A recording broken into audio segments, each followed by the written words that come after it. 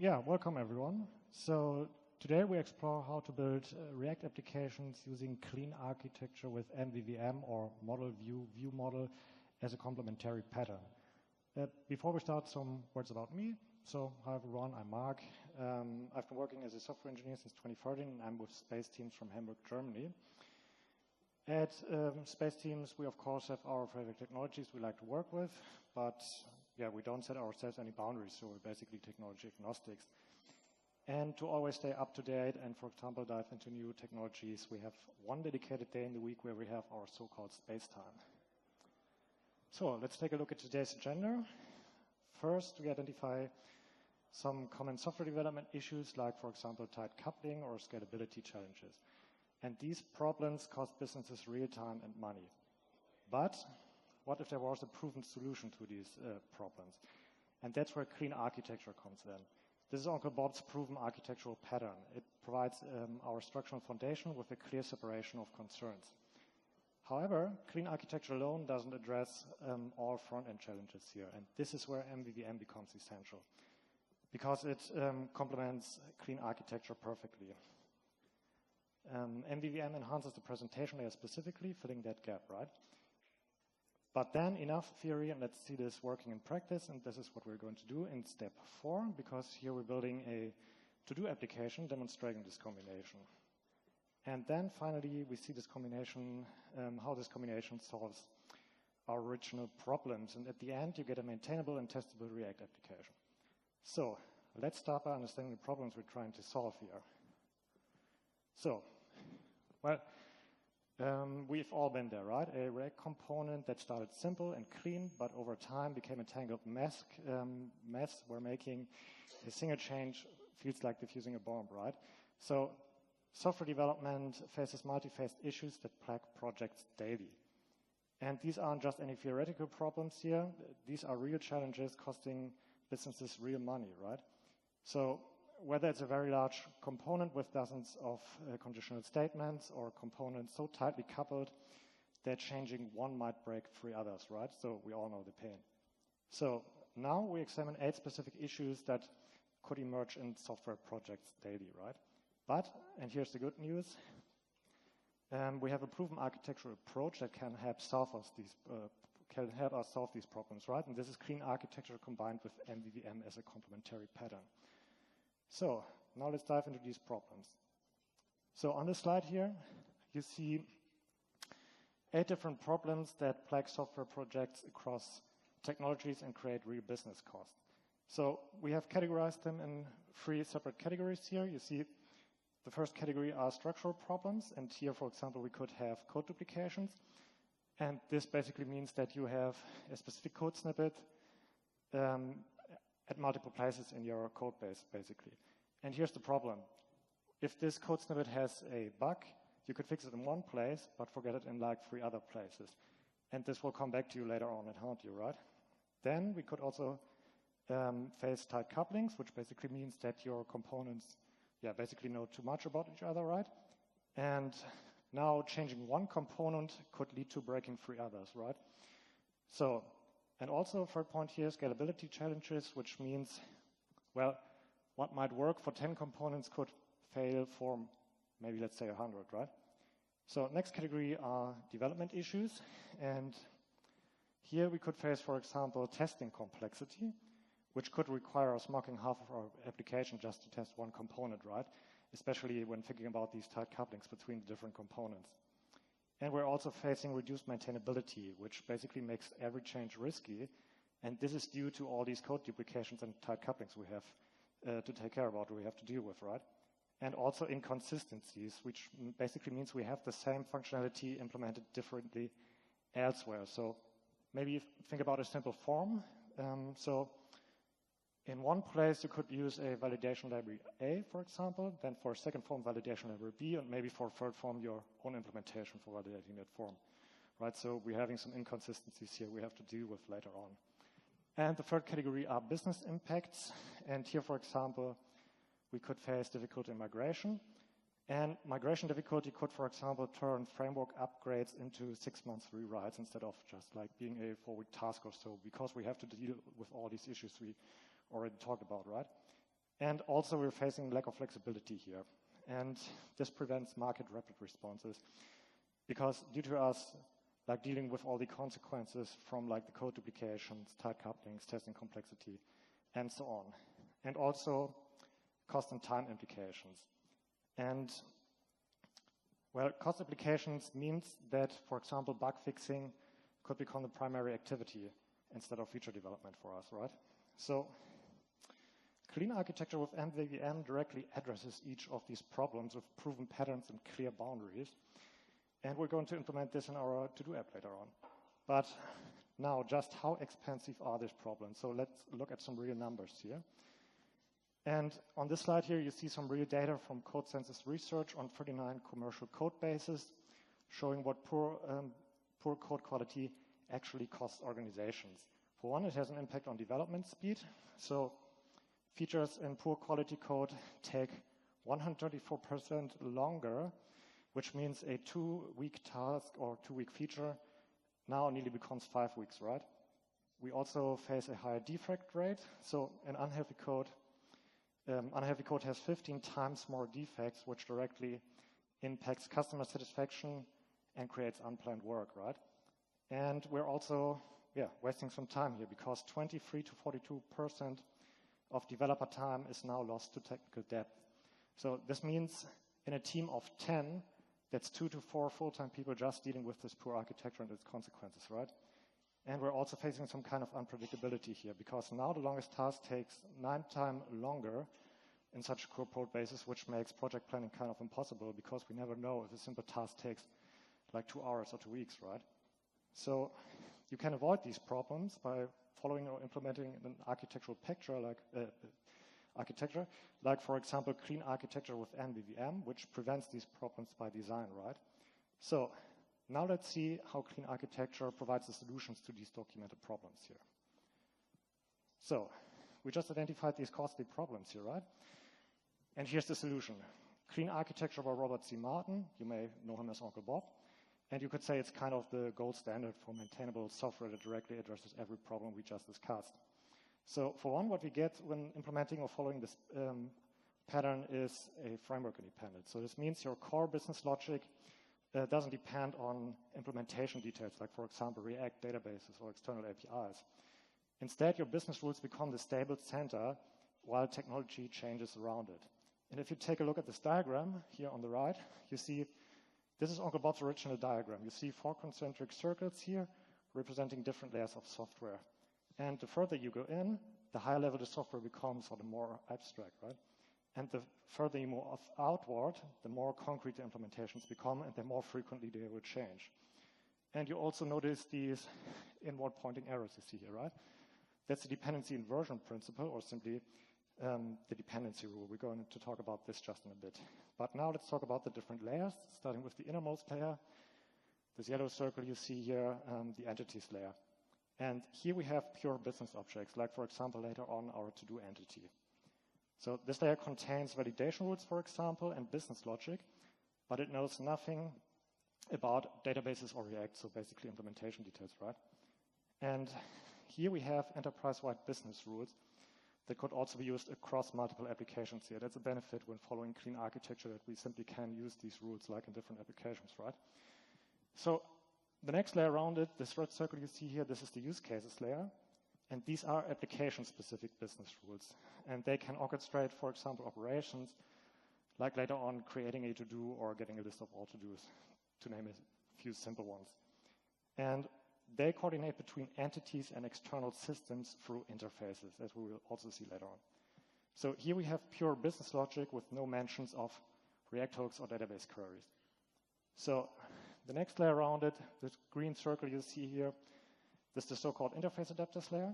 And here we have controllers, presenters, and gateways that translate between the clean business layers and the messy real world. And this is where, for example, our view models later on will fit perfectly. So in this layer, we also have repository implementations that live here, right? And they are fulfilling the interfaces defined by the business layer, so from our use cases and entities. And the outermost layer, the blue circle you see here, this is the frameworks and drivers layer. And here we have, like, for example, our React components, database connections, and later on in our example, local storage. So basically the implementation details, right, that can be swept out. So also in this layer, as mentioned, we have our React components, right? They know about our view models, for example, but not our business logic directly because these layers are clearly separated, right? Now, coming back to this dependency rule or the dependency inversion principle, you see, based on these errors, this means dependencies can only point inward, right? And here's the problem, because our use cases need some kind of storage, like to persist our to-dos. But they can't depend on local storage directly, for example. And the solution is to this is that our use cases depend on interfaces, like, for example, later on, the I-to-do repository interface, but not on concrete implementations. So let's say, for example, instead of local storage, you want to use PostgreSQL. Well, that's no problem here because we just need to provide a new implementation, right, and change the injection. The business logic stays completely untouched or stays untouched, unchanged by this, right? And with clean architecture, we also get a better testability and swappability. So for example, we could swap React for Vue without changing our business logic here. And we could also, for example, switch from MongoDB to Postgres, right, without touching our use cases. And when it comes to testing, we simply mock interfaces here for our unit tests. So there's, for example, no database connection or no real database needed. So now let's see how clean architecture directly addresses each of the 8 problems we just identified. So in this table here, you see how clean architecture directly solves every problem we just talked about, right? And this isn't just any theory here. These are concrete solutions to expensive problems. So code duplications, for example, are solved through the reusable business logic in our use cases. And in general, clean architecture also promotes creating reusable components across these different layers, right? Tight couplings are broken through the dependency inversion principle, or dependency inversion simply. So, for example, our business logic never depend on React. And scalability is achieved through the modular layers that expand easily. And also testing is simplified because we can test these different layers and components in isolation.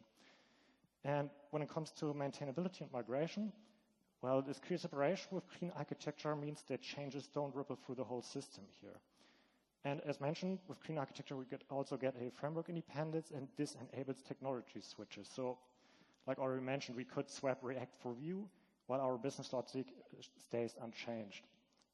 So you see, each problem has a direct architectural solution here. And those 23 to 42% of wasted developer hours now become productive time again. And also we have a faster time to market response, right? Because we're having to deal with less of these issues we just talked about. And yeah, this basically means we can faster respond to market changes here. And it's also a future-proof investment that adapts to changing requirements. So clean architecture gives us the foundation. But how do we handle complex UI state management cleanly? And how do we keep React components testable and maintainable? Well, and this is where MVVM comes in as the perfect complementary pattern for the presentation layer. So clean architecture provides the structure, and MVVM completes the picture for, like, for example, React development. So let's talk about MVVM here. Yeah, before diving into implementation, let's first understand how MVVM fits into the broader architectural picture here and why it's kind of the perfect complement to clean architecture. So let's first talk about the MV pattern family here. So the MV patterns share all a fundamental goal, which is improving maintainability and testability through separation of concerns.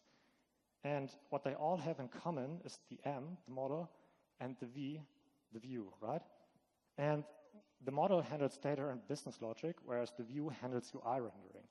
And the mediator, so this asterisk you see here, this derives by patterns. So for example, in MVC we have the controller, right? So model view controller. In MVP we have the presenter, model view presenter.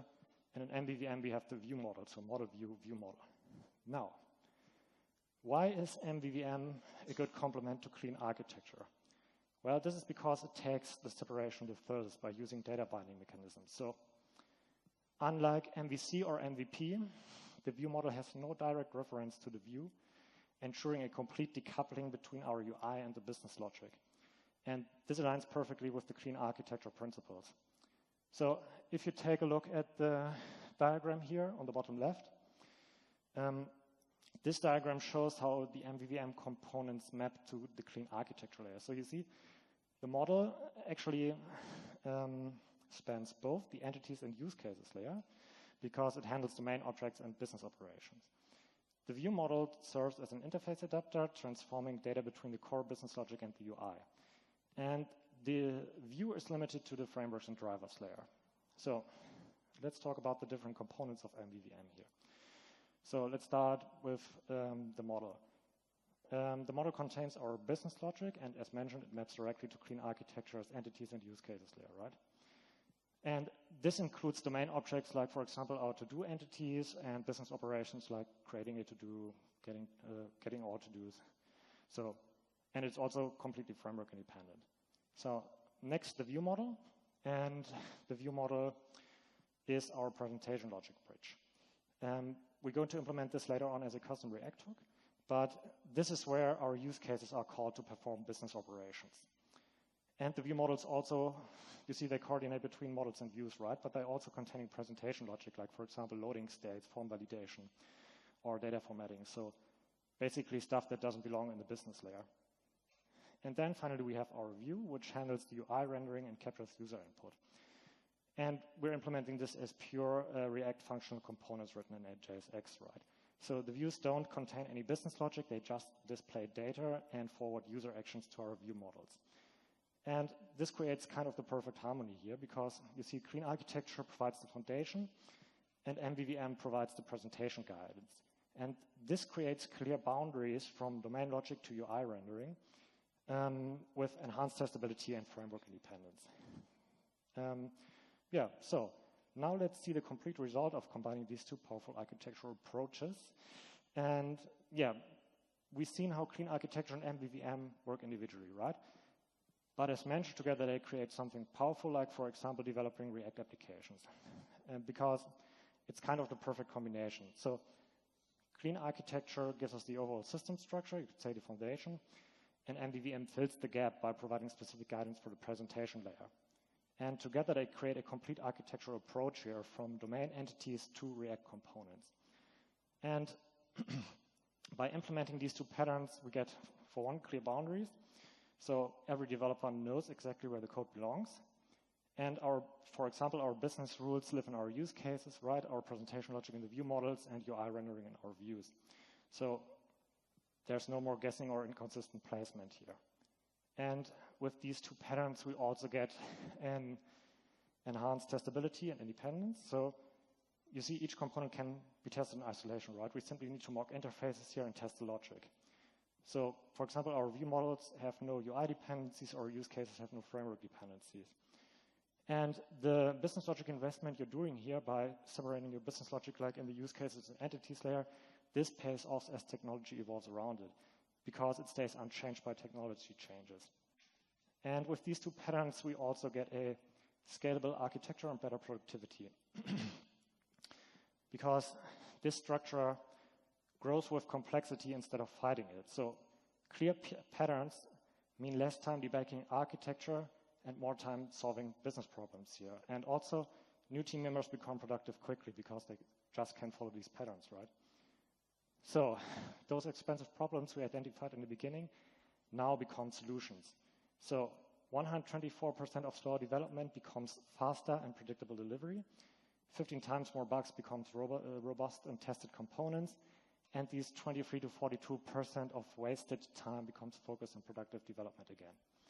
So the combination works and the benefits are clear.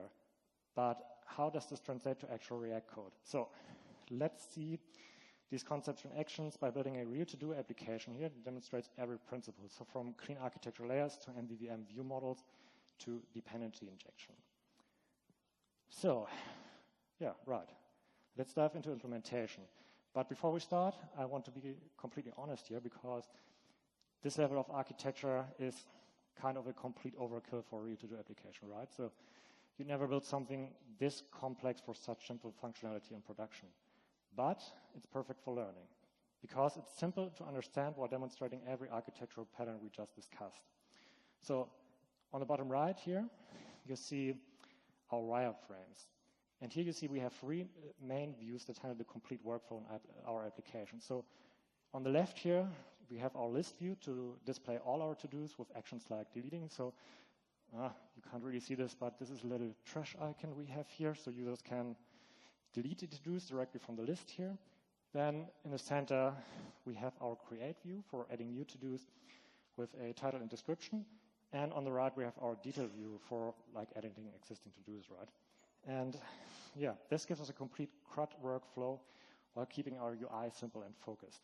So, as already mentioned, right? So clean architecture, MVVM, it's kind of overkill for a simple to-do application, but it becomes valuable with complex business logic, like handling multiple user types, for example, or frequent requirement changes. So you can think of this kind of as your training ground, where you learn the pattern, right, and you apply them where they actually make business sense. So we're also, what you're going to see is we're setting up dependency injection here with Avilix. This is our dependency injection framework we're going to use. MVVM implemented with React hooks and functional components, and a complete data flow from the React components to, in our case, local storage. And also every clean architecture layer and working TypeScript code here, connecting these three views here, right? So now let's see how these components map to the clean architecture layers and understand the data flow for our application. So here on the left, you see the dependency flow diagram. And yeah, you noticed how the dependencies flow inward, right? Because at the top, hope you can read this, we have the frameworks and drivers layer, right? And in there we have these red boxes, and one of them are our React views. And they depend on the view models, so right below the interfaces adapters layer here, these yellow boxes. And the view models call our use cases, right below this. In the use cases layer, the green boxes here. And our use cases work with entities, so right below this, in the entities layer, the blue box. And this maintains the dependency rule we discussed earlier, right? And you also see these arrows here showing this inward dependency flow, right? So let's talk about a potential data flow example in our application. Let's say, well, a user creates a to-do, right? So first, what the user does is filling in a form in our view, and then our view calls an appropriate method in our view model.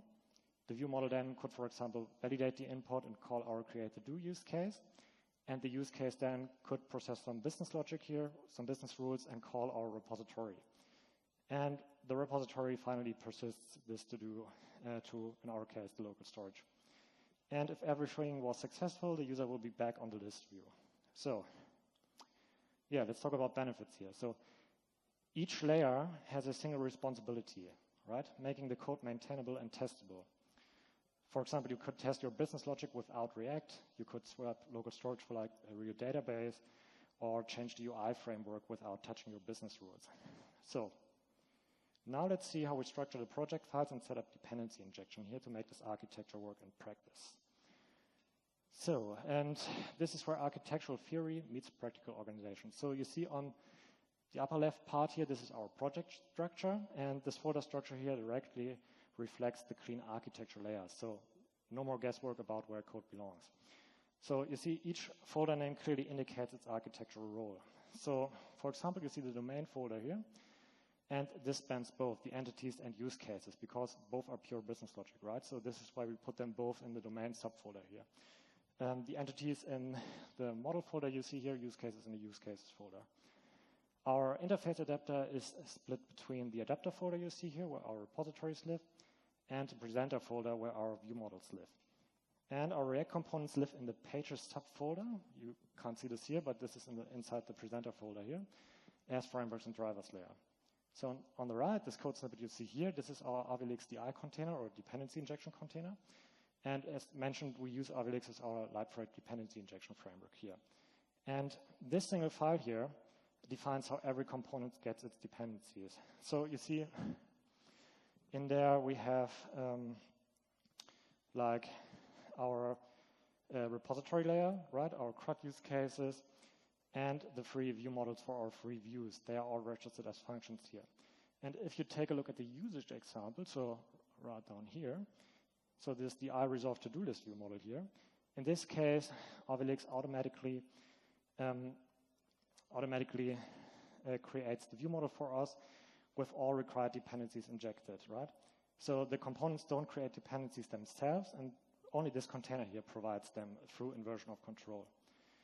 And by the way, this as function you see here, this is a utility method provided by Avilix.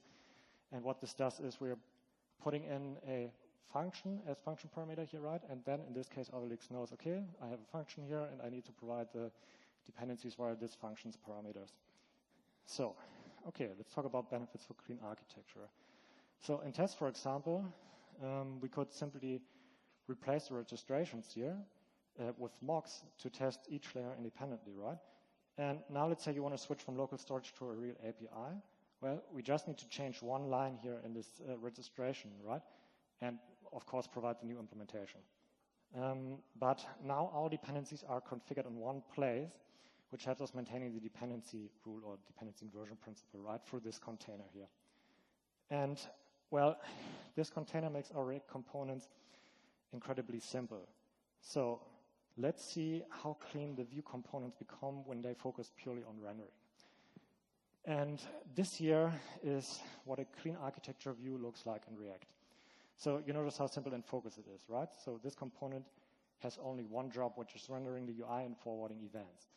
And you also see dependency injection action here, right? Right below the function header here, you see, again, these the I-resolve to-do list view model here. And this connects the view to all business logic through the view model. So you see there are no constructor parameters, right? No prop drawing whatsoever. We just resolve what we need. So what this view does versus doesn't do. So you see, we're simply rendering the UI here, right? We're handling some user navigation. Like, for example, you see this in this list component here, this on item click method here.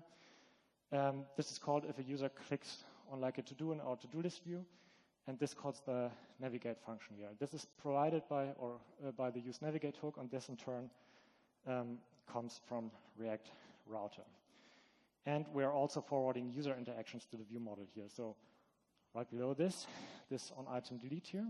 In this case, we're calling this show delete dialog, right? And this is provided by our view model. So, yeah. But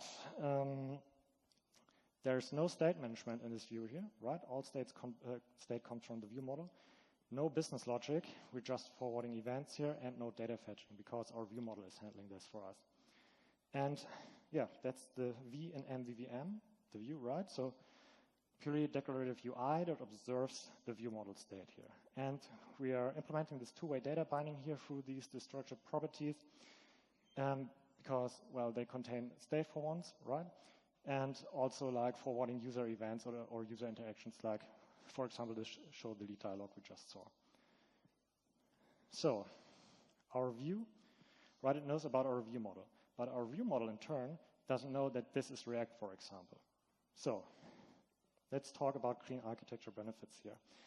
For one, this view is very easy to test, right?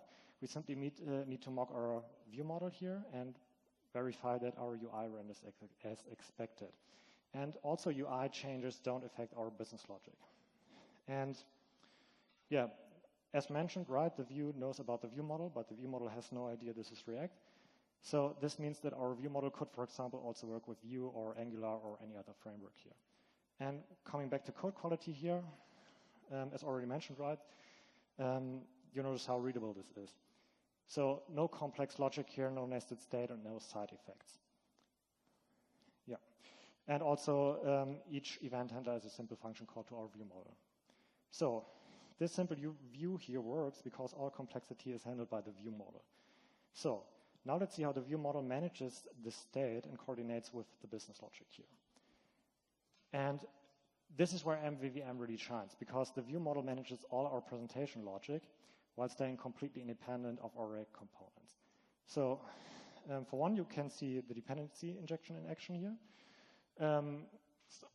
So right here, you see these function parameters. These were provided by Avilix.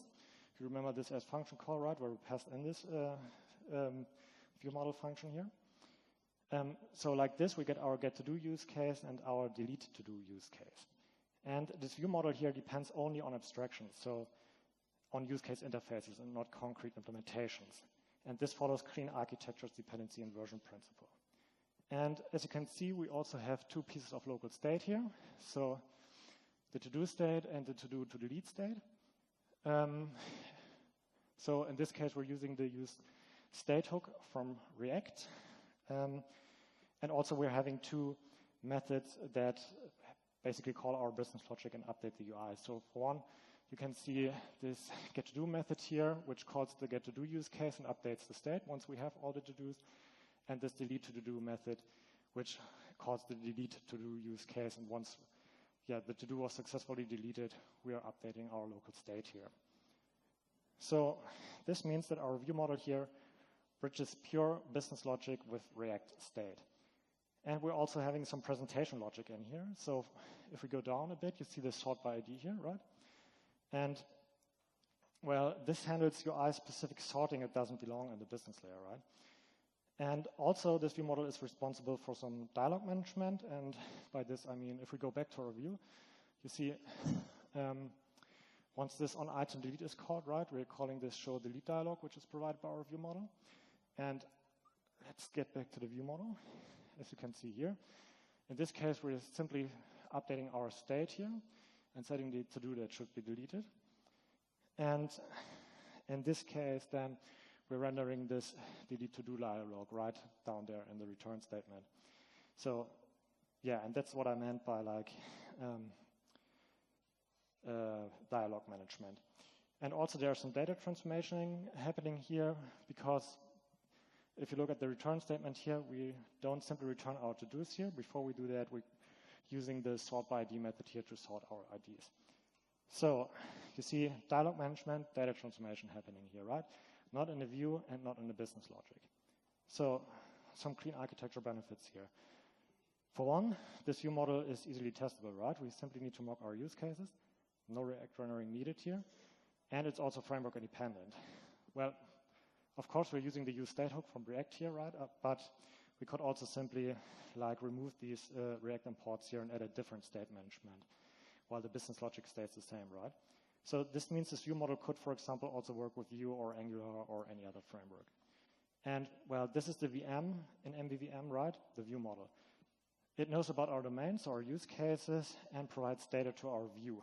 And it returns exactly what the view needs. So if you take a look at the return statement, here we're returning some data like our to-dos, some actions like the delete to-do, and some state here like this to-do to delete. And this creates a clear contract between view model and view. So, well, this view model calls our use cases to perform business operations. So now let's put all these layers together in our complete implementation. So a lot of stuff here, but yeah, I will guide you through it. So first, I'm going to show you a simple and then a more complex use case example. First, our learning example, so a use case from our to-do application, and then what use cases look like when they handle real business complexity. So if we take a look on the upper left, the code snippet here, this getToDo use case, this is from our application, and as you see, this is essentially a CRUD wrapper, right? This function call, in this case, we're simply forwarding the call directly to our repository here. Yeah, that's perfect for learning to understand how to like set up use cases, where to place them, and so on. But, well, in production, you call the repository directly, right, for such simple operations. So this architectural investment here with implementing clean architecture in MVVM, it pays off when you have genuine business complexity, like on the right here in this more complex use case example, our process orders use case. And in here, we have some customer validation, some inventory checks, some pricing calculations, payment processing, and a multi-repository coordination. And, well, this demonstrates what use cases are really designed for, which is orchestrating complex workflows with business rules. And on the bottom left here, you see we have our repository, which is implemented in the interface adapter layer, right? And this repository implements an interface, so in our case, the I2Do repository interface, which is defined in the domain layer, so our use cases and entities, right? And our use cases only depend on that interface and not on a concrete implementation like this here. And this follows the dependency inversion principle, because our use cases never know that in our case we're using local storage here, right? Could be Postgres, MongoDB, or a REST API, for example. So you see, let's talk about some benefits here. You see, each step in the more complex use case example, for example, is clearly defined and testable in isolation. So for example, we could mock our repositories here to test specific business scenarios, right? And the repository, bottom left, this repository handles the data access only. So there's no business logic involved here. And this makes it also easy to switch the storage implementation here by, if you remember our DI container, right, just changing the registration there and, of course, providing the new implementation. So we've now seen every layer in action, right, from React components to local storage. And this complete implementation here demonstrates how clean architecture and MVVM create maintainable and testable applications. So, yeah, we've completed our journey from clean architecture theory to working React code here. Let's recap what we accomplished and what it actually means. So, well, what we demonstrated. You saw every clean architecture layer now has real and working TypeScript code, right? The MVVM pattern is implemented with React hooks and functional components, and this dependency injection through our Obelix DI container, right? This creates a loose coupling in our application. And you also saw a complete data flow from user interaction to, in our case, local storage. So, yeah, let's talk about the architectural foundation here. So these patterns, clean architecture, MVVM, they create maintainable and testable applications that scale with complexity rather than fighting it. And also with this clear separation we're getting here, this makes our code easier to understand and to modify. And the dependency rule, this dependency inversion principle, right, this ensures that our business logic remains framework independent. And again, to being completely honest, right, this level of architecture is a total overkill for a simple to-do application, right? So you'd never, again, build something this complex for such basic functionality in production. But these patterns become invaluable with real business complexity, like, for example, our more complex use case example we saw.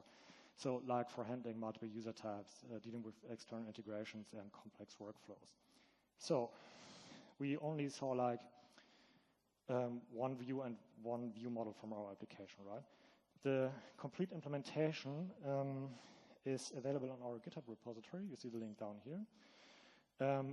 Yeah, maybe you take a photo or note it down, or simply Google Space Team's GitHub. You will find it as one of the first repositories there. And you could use this as a starting point for your own projects with all concepts and working TypeScript code. So, yeah, now the implementation is complete. Let's examine the results and see how these architectural choices transform the expensive problems we identified in the beginning into practical solutions. So, yeah, if you think back to the beginning of the presentation, first we identified these critical problems, right, that cost teams time, money, and sometimes even sanity, right? So tight coupling, for example, which makes every change a risk assessment. Testing complexity, which slows down development cycles. Scalability challenges that, yeah, creates bottlenecks as our applications grow. And a reduced maintainability that increases long-term cost. And, well, these weren't just any theoretical problems. These are the real issues you face daily, right? So then we introduce clean architecture with MVVM as a complementary pattern, and with this we get a clear separation of concerns. So each component has one responsibility, right? Our view models handle the presentation logic, our use cases contain business rules, our repositories manage data access. So basically no more guessing where logic belongs here. And we also get clear boundaries with this. So these layer boundaries create predictable change points. So let's say you want to modify the UI. In this case, you only touch the view layer, right? Or let's say your business rules change. Well, only your use cases need updating in this case. And we also talked about this dependency inversion principle, right? And this means our components depend only on abstractions, right? So not concrete implementations. And this means we could, for example, swap from local storage to REST API by simply changing this one line in our DI registration container, right? And it's also good for structured growth because this architecture grows with your application instead of fighting it, right? So you can add new features by adding new use cases and view models. And, well, the structure completely supports this complexity. And, well, this is what we achieved, right? So not just working code, but a foundation for maintainable React applications here. And you see every architectural decision directly addresses the problem we started with, right? So, as already mentioned, this level of architecture isn't right for every project. So let's talk about when these patterns make sense, when they don't. So clean architecture MVVM, it's kind of a good fit for complex business logic, like already teased with our more complex use case example, right? So basically applications with complex workflows, validation rules, and business processes that span, for example, multiple entities. It's also good when working with multiple teams. So when different teams work on like UI, business logic, data access, these clear boundaries here, they prevent conflicts. And it's also good for long-lived applications, so basically systems that will be maintained and extended for years, right? These upfront investment we're paying here by implementing clean architecture MVVM, it pays off later. And it's also good when dealing with external integrations, so when you need to switch between different APIs, for example, or databases or services, without like touching your business logic. And it might also be a good fit when there are frequent requirement changes, right? So, for example, when your business rules change often across different domains here, these isolated layers we get with clean architecture and MVVM, these help us minimize the impact here. But these two patterns are kind of overkill for something like simple CRUD applications, like how-to-do application, right? So basic data entry forms don't justify this complexity here. Simpler patterns work better in this case. It's also not a good choice for prototypes and MVPs. So basically when speed to market is crucial, right, architectural purity usually takes a backseat. And it might also be not a good fit for small teams who communicate constantly. They may not need these rigid boundaries here. And of course, it's not a good fit for short-term projects. So like projects with fixed requirements and short lifespans, they may not benefit from long-term, they don't benefit from long-term maintainability here, right? And of course, not necessarily a good choice for learning projects. Well, because if you're learning React, right, you should focus on React concepts first and then add architectural complexity later. So you should always be honest about the cost-benefit analysis here. With clean architecture and MVVM, we get more files, more abstractions, and more concepts to understand, right? But what we get in return is a predictable structure, testable code, and flexible integrations. So you should always start simple, right, and evolve thoughtfully. So you see, you don't have to choose all or nothing here. You could, for example, start with a basic separations of concerns, extracting your business logic from your components, right? And then, for example, add the repository pattern when you need some data source flexibility here, and introduce full clean architecture when complexity justifies it. And well, you should always let your business needs drive your architectural decisions and not like architectural ideas or something, right? So understanding when to use these patterns is as important as knowing how to implement them. So now let's wrap up with the key takeaways from our journey here. So what we've learned. Again, we started with these expensive problems, right? Tight coupling, testing complexity, scalability changes. Then we explored clean architecture as a solution here with its 4 layers, with clear boundaries and responsibilities, right? And then we saw MVVM enhance the presentation layer with views, view models, and model coordination. And we built a complete React application demonstrating every concept and working TypeScript code here. So the key takeaways would be, again, start simple, evolve thoughtfully. So don't start with full clean architecture for every project. You can begin with a basic separation of concerns, right? Adding complexity when business needs actually justify it. You should also focus on actual problems. So you can apply these patterns to solve problems you're generally facing, like, for example, tight couplings or hard-to-test code, or when there are frequent technology changes. So not just any theoretical issues here. And you should also invest wisely. So these upfront complexity, like implementing clean architecture, right, MVVM, this upfront complexity pays dividends for long-lived and complex applications, like with multiple teams and changing requirements, right? And of course, you can use the template, right? So you don't need to start from scratch, because our GitHub repository gives you a working foundation to build upon. So, some final thoughts here. You see, building maintainable software doesn't necessarily require complex workflows here. It requires thoughtful architecture, right? So you don't need the latest trendy framework here or the most complex patterns, right? You need thoughtful decisions about how to structure your code, actually. And clean architecture and MVVM give you that structure. So a foundation that supports growth instead of constraining it, right? And you see, these are practical solutions to expensive problems, right? So every pattern we've discussed, clean architecture MVVM, addresses the issues that cost team times and money, as you see, right? And, well, the to-do example was simple, right? But the principles scale to enterprise complexity, if you remember the more complex use case example. So you can take these patterns back to your current projects, for example, and like start with extracting business logic from React components, then introduce the repository pattern when you need some data source flexibility, and then step-by-step building toward clean architecture, right, when your application complexity justifies it. Yeah, and with this, thank you very much for joining me on this journey from theory to practice. Yeah.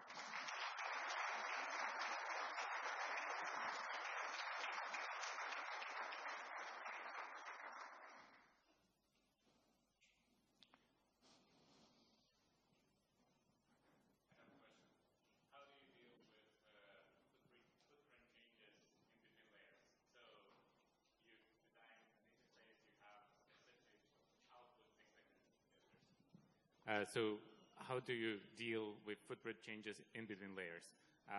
You designed an interface. It has a list of attributes that you're getting. Your view depends on that attributes. You have built on top another 6 other components, and now you change the output of the first layer. How do you deal with that? Because you test them in isolation, but never integrated. Yeah, I mean, if you change like the interfaces, right, you need to touch the other stuff, so the concrete implementations too, right? So, yeah. So it's still tightly coupled. Yeah, kind of, right? Because, you know, at least these layers are clearly separated, right? But of course, if you change the interfaces, you like need to change the code as well, yeah. But your test can't catch it, right? Because your test covers isolated layers, which helps in isolation. But if they're still like independent, well, communicate in between. Yeah, that's true. If you test these layers in isolation, right, they won't catch that, yeah. So you need some like more complex test to test between different layers, yeah, right. Integration tests. Yeah, right. Amazing. Thank you. Yeah, I also have a small question. This is more regarding like the repository. Let's say that you need to make a certain get to get a list of employees or something like that, and you have like 3 or 4 different views in different use cases that need that data. In that case, how would you separate basically the API get or the API request from each view? Would we simply create one API or one repository for the employees and through dependency injection inject it on each view model that each view uses? Or would we get something like per view model or a different solution? So normally, like, you would actually use use cases for this, right? So they can handle multiple stuff like multi-repositories, right?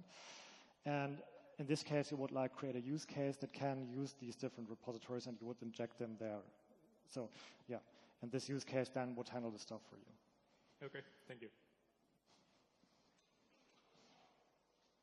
Okay, thank you.